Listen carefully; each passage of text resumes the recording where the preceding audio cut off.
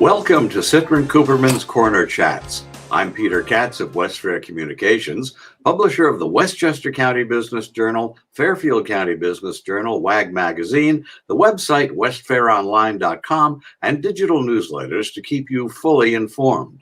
On this edition, we're visiting with Carlos A. Catalan of Citrin-Cooperman. Carlos is a director and key player within Citrin-Cooperman's strategy and business transformation practice. He is leading the robotic process automation and finance transformation service lines for Citrin-Cooperman. Among the industries he serves are entertainment, music, sports, private equity, and capital markets, technology, and life sciences. Carlos, it sounds as if what you're involved in is complex and sophisticated and far beyond being understood by people who are just trying to keep a business running smoothly.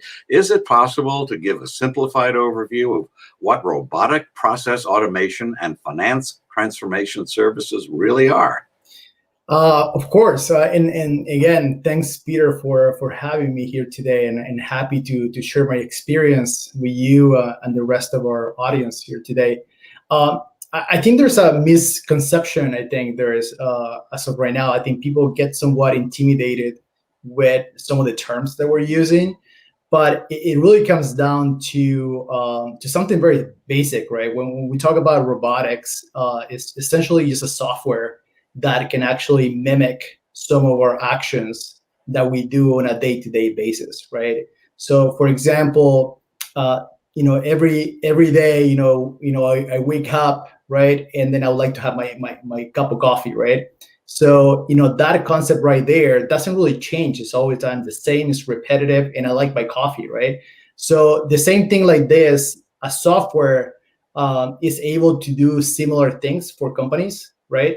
And able to take that sort of like repetitive, time-consuming, and manual work away, and really just enjoy the results out of it, right?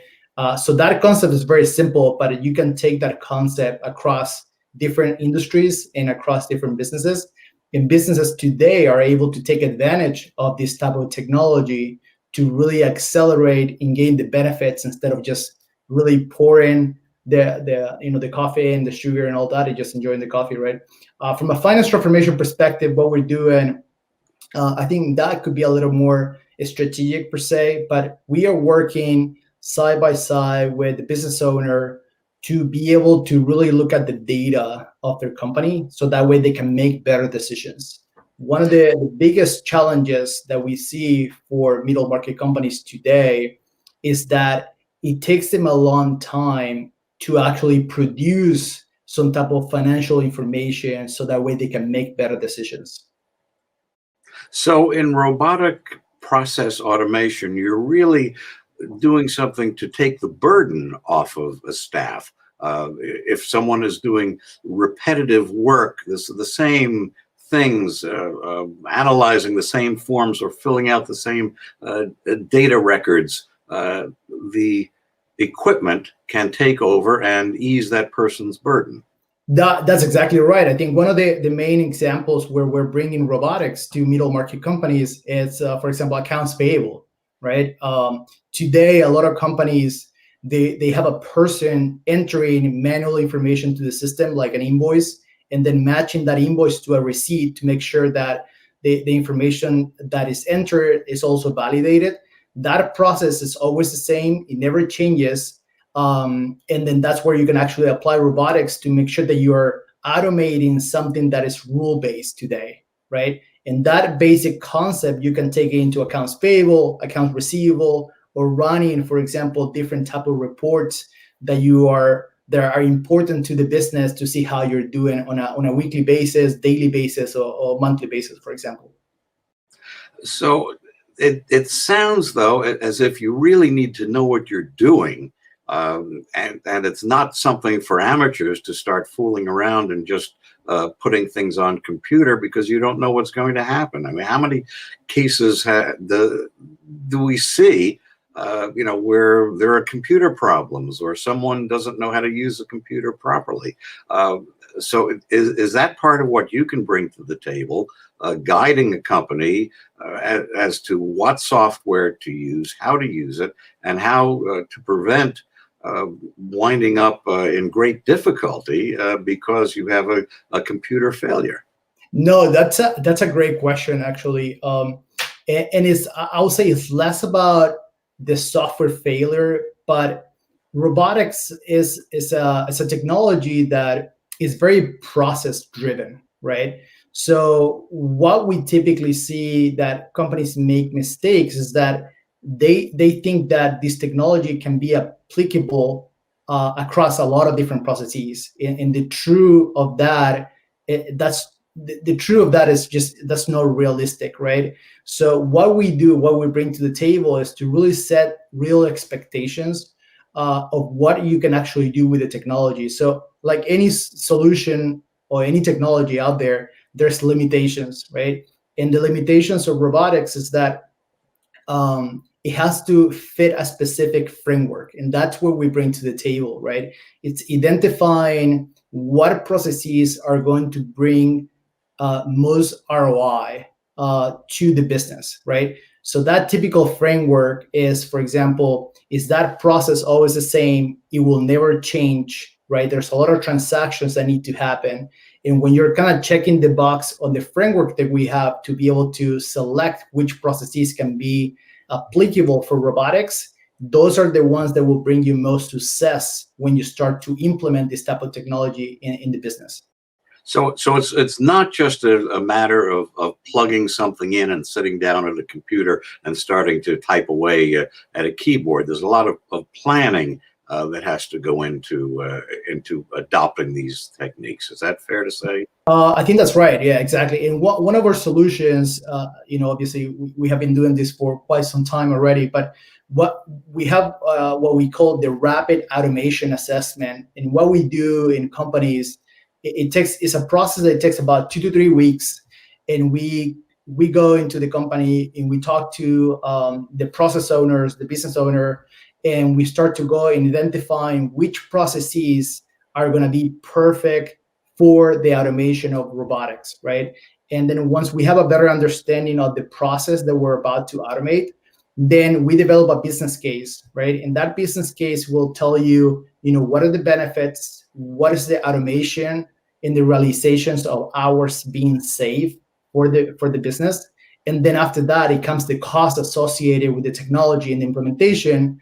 And then we develop what's the implementation phase, right? In terms of how quickly we can take a manual process today and how long it's going to take us to automate that process in the future. You had mentioned back a couple of minutes ago ROI, which I gather is return on investment. How can you be sure going into something that it's going to be profitable for the company? Does that come from your experience, what you've seen in bringing the automation processes to other companies? Just how do you set the expectation for return on investment? And are there some examples you can give us, where this actually has really been a help to the bottom line of certain clients for Citrin-Cooperman? Yeah, absolutely. I think going back to my previous example around the rapid automation assessment really tried to solve that question, right? I think when we set ourselves, or we put ourselves in a business owner's perspective and how they are allocating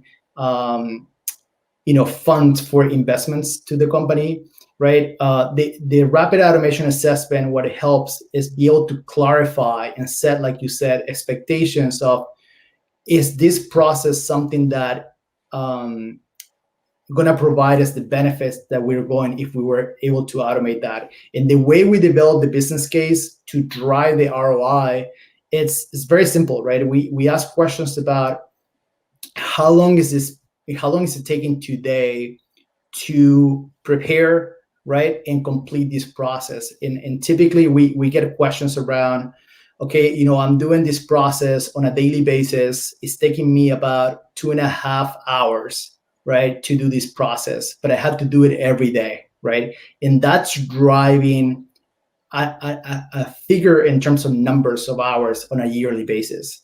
And those are the hours that we're going after for automation. So the best example that I can give you is that we were working with an insurance company 8 months ago, right? Just as COVID-19 was starting, there was a spike in terms of people purchasing pre-owned cars, right? And that was affecting the number of transactions the processing department needed to prepare, complete, and verify. And the two processes that we were able to identify was, one was the proof of insurance, right? And the second one was the invoice related to the insurance contract. So based on the spike of transactions due to COVID-19 and people purchasing pre-owned cars, the company didn't have enough resources to support the amount of transactions that were coming in, right? So that's where we actually apply robotics to, where we were able to develop a bot that once a request came in through an email, right? The bot was able to read that, look at the invoice, look at the quote, right? And then enter that quote into the system and then create an invoice and then send it back to the end user, right? We were able to do that because that process was always timed the same, right? It just, what was changing is that the amount of transactions that were coming in, it was very cumbersome for the staff to support that level of transactions coming in. So if you're able to save a bunch of person power hours Right. over the course of a week, with 52 weeks in a year, you could be talking about substantial sums of money that can be saved off of a company's operating costs. But of course, there are some costs involved in going to an automated system. In terms of the bottom line, have you gotten feedback from clients? Either astounded that there could be large savings, disappointed that they're not saving as much money, or amazed that certain things that they were doing, which became drudgery for employees, can be streamlined. Yeah, that's a great point, actually.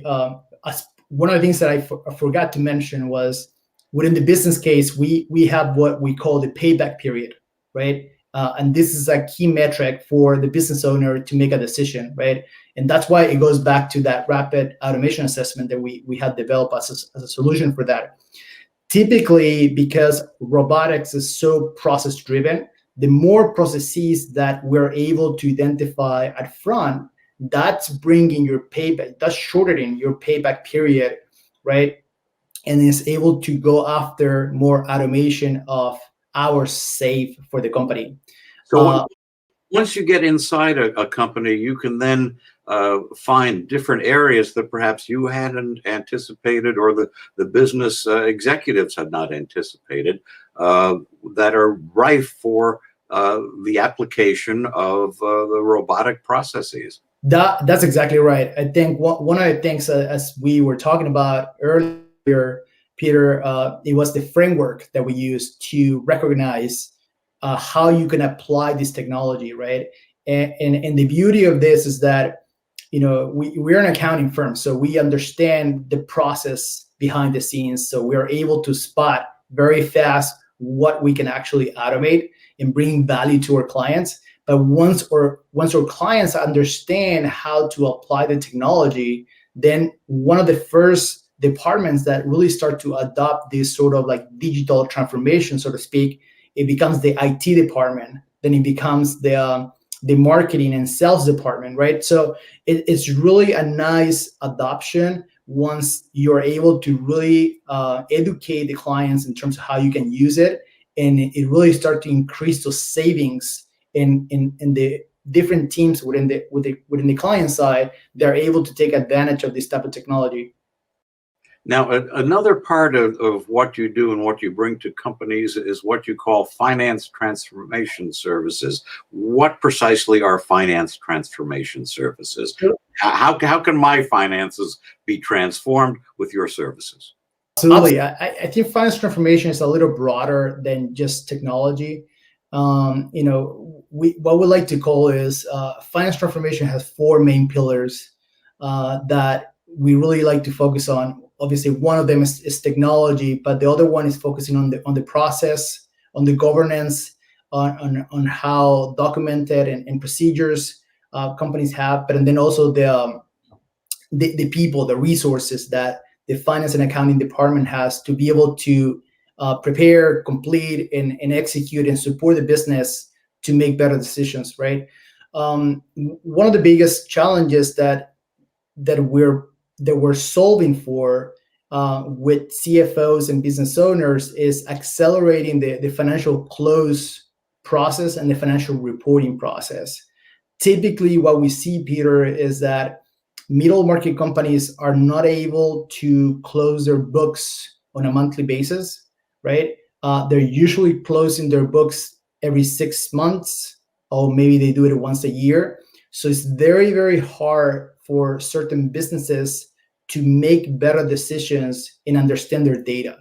And their solution that we bring into those type of problems is really understanding and bringing more rigor to the close and accelerate that close process. So that way you can look at your actuals, you look at your budget, right? Be able to understand your different type of KPIs that are important for the business in that industry where the company is playing against the competition, right?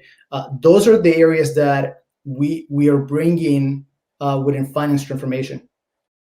Would it be an exaggeration to say that what you're able to do through this is to give a business owner or operator or executive a handle on finances that they just could not have before?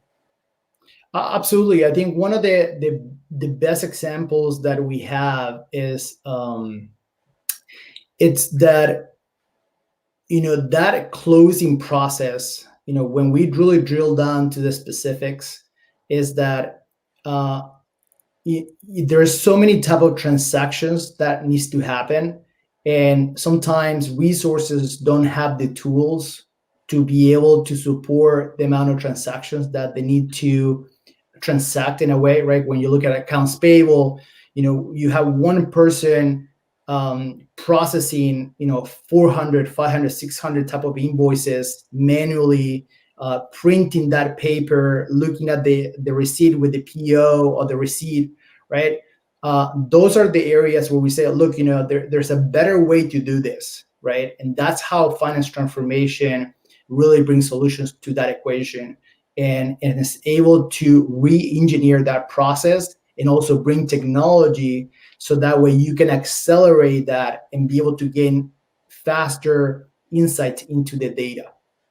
Have there been situations where you've gone into a company and what you've seen really is a horror show, just a web of paper pushing without really providing answers and giving a financial handle as to just how the company is doing, what's happening, where it's going? Do you find horror shows when you go into new clients on occasion? Yes, they to be honest with you, there has been couple of clients that they have struggled with across resources like turnover, or perhaps having resources not able to understand accrual accounting, for example, not developing a good process, for example, to close your accounts payable subledger, and then at the end of the day, one of the main things, Peter, that we see is that finance and accounting, it's operating as a cost center rather than a profit center, right? Our view within finance transformation is that we want to turn the finance and accounting department into a profit center that can help the business make better decisions, provide them with the data that they need so they can go and spend more time with the customers. So when you do that, you're able to automate some of those steps. Is that fair to say that it doesn't have to be an all time consuming operation for a company? That's exactly right. I think one of the things that we do is, one, re-engineer the process. Second, look for key type of technology solutions that can automate the specific areas within finance. So for example, accounts payable is an area where we're able to bring in the right process and the right solution where you can actually automate, the reconciliation between your PO and your receipt or your purchase order, right? Or for example, one of the very manual time-consuming activities that happens a lot, and it's a manual area, is accounts receivables, right? You have one person that is doing follow-ups with customers so that way they can make payments, right? That process, usually is very, very manual, it's time consuming, and it's someone like a human, let's put it that way, it doesn't want to be doing that, right? So that's where you actually bring technology to say, how do we make it easier for customers so they can make payments for us and accelerate that and improve our cash position at the end of the month, right? The other example that we see a lot of it is, usually accountants, they are focusing on trying to get the numbers correct 100%, and usually that delays the entire process, right?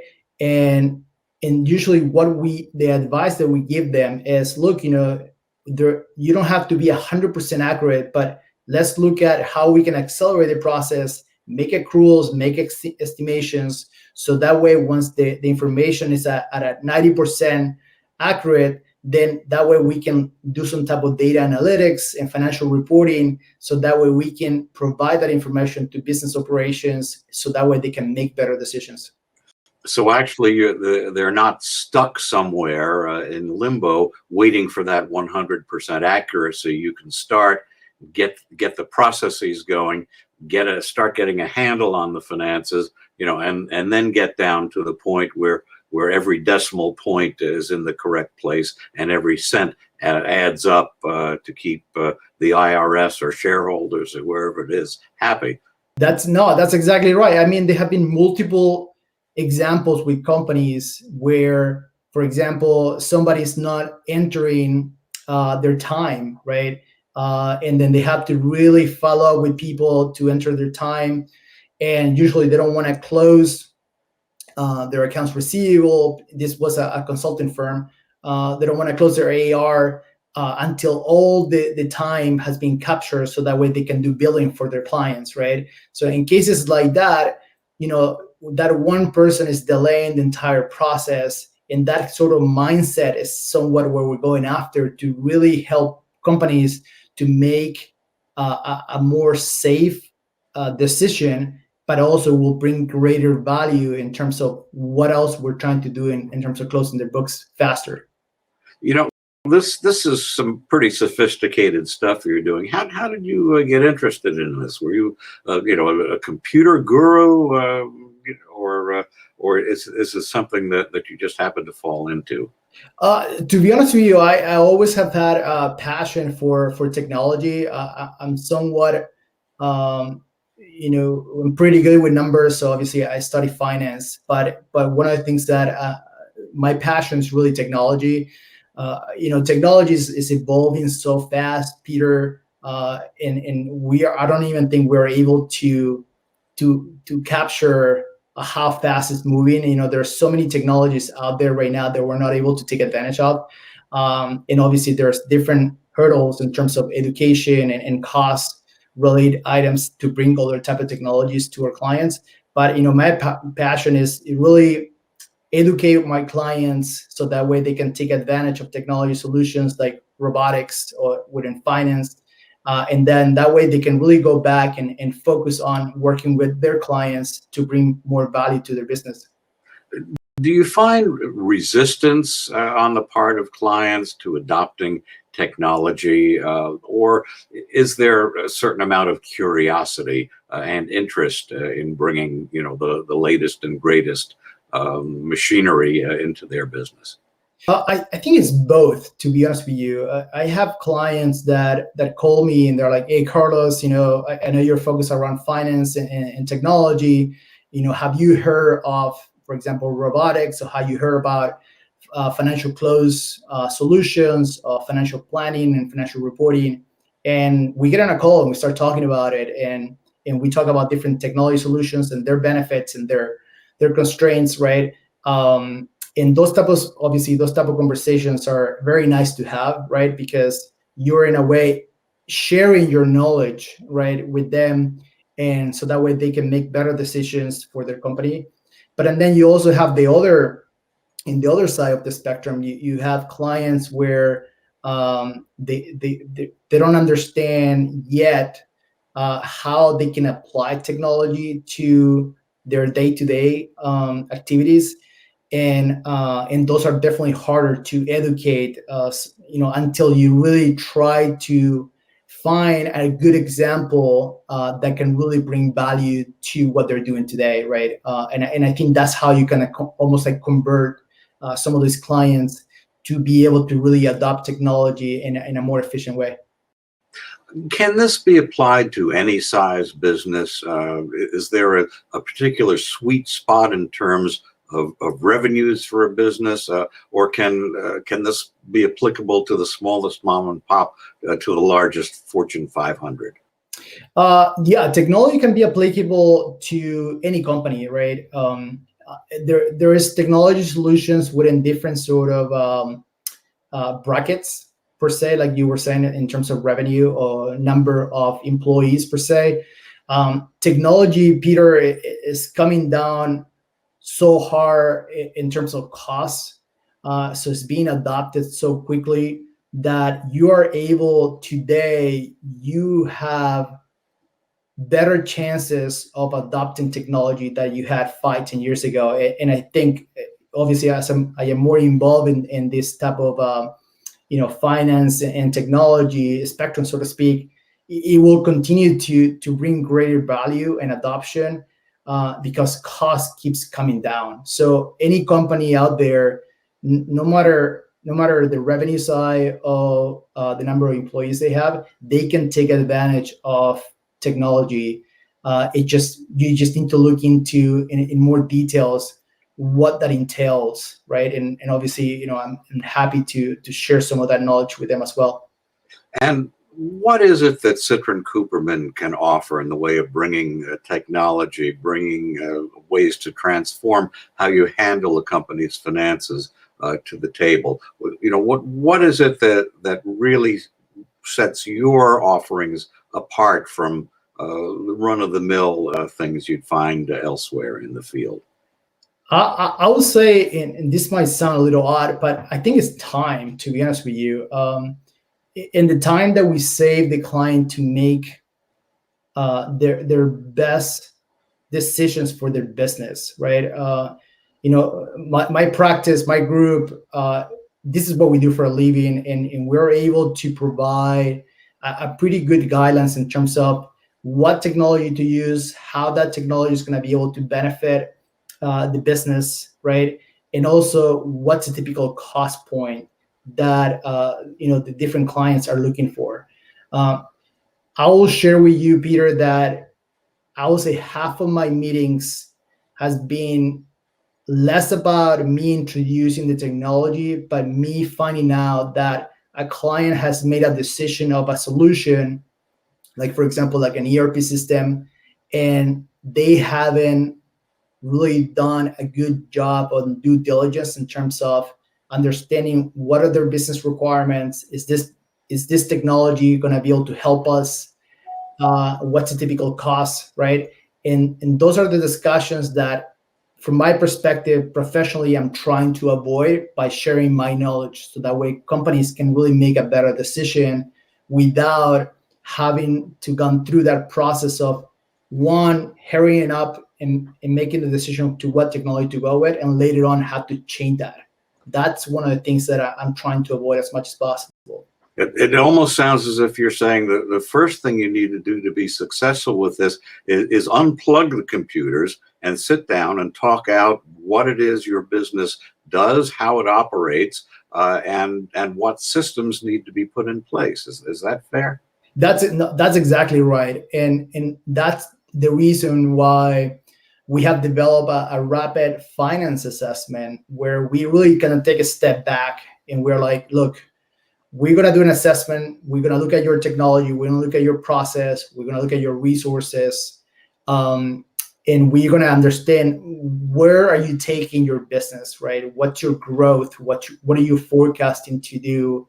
And what decisions you're planning to make? Because there are certain decisions that you will have to be stuck with that decision for the next 2 to 3 years, right? And bringing that thought process is what helps companies make better decisions, right? And be able to be more productive and increase that automation capabilities that we can bring to the table. And Carlos, finally, if you could have 30 seconds to tell a business person anything at all about Citrin-Cooperman and the services that your particular group offers, what would that be? One of the things that I would say to anyone out there is that no matter what stage you're in, right, in terms of your journey, right, or your passion in your businesses, there's always time to really kind of take a step back and think about, how you develop a good plan for your business, the direction you're taking, and that's one of the areas that we focus the most. It's really rationalizing what you're seeing, the direction you're taking for your business, and developing the right infrastructure that will support you to be successful in the years to come, right? And I know that we're looking at from a finance and accounting perspective, right? But our views can be applicable to other areas within your business. Or DNA really focus around helping you generate more revenue, right? And thinking about your cost structure, so that way you can think about how you can use your cash and be able to really make those investment decisions that are important for your business.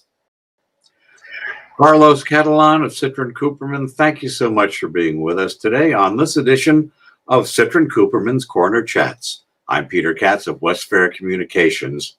Thanks for watching.